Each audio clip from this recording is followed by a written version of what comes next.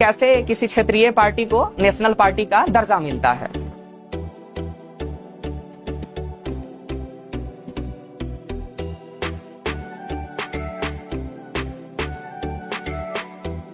पहला, अगर भारत के 28 राज्यों में से किसी 4 राज्यों में यदि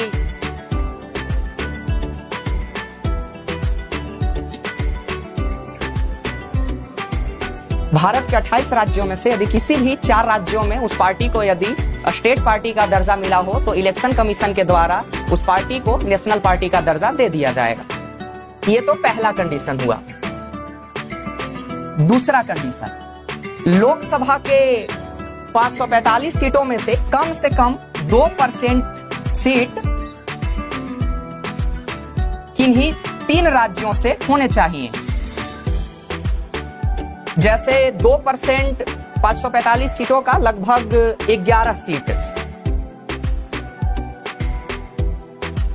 किसी 3 राज्यों से अगर लोकसभा का 11 सीट उस पार्टी को प्राप्त होता है तो इलेक्शन कमीशन के द्वारा उस पार्टी को नेशनल पार्टी का दर्जा दे दिया जाएगा।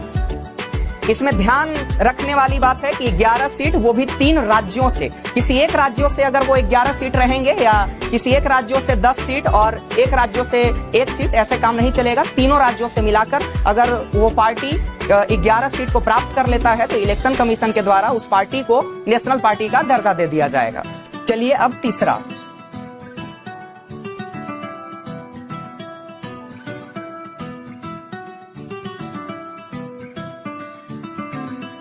अगले टर्म एंड कंडीशन है कि पिछले लोकसभा के चुनाव में या पिछले राज्य के विधानसभा के चुनाव में 4 राज्यों में यदि 6% वैलिड वोट भी उस पार्टी को पड़ता है और साथ ही साथ उस पार्टी में कम से कम 4 सीट लोकसभा का रहा हो तो इलेक्शन कमीशन के द्वारा उस पार्टी को नेशनल पार्टी का खिताब दे दिया जाएगा।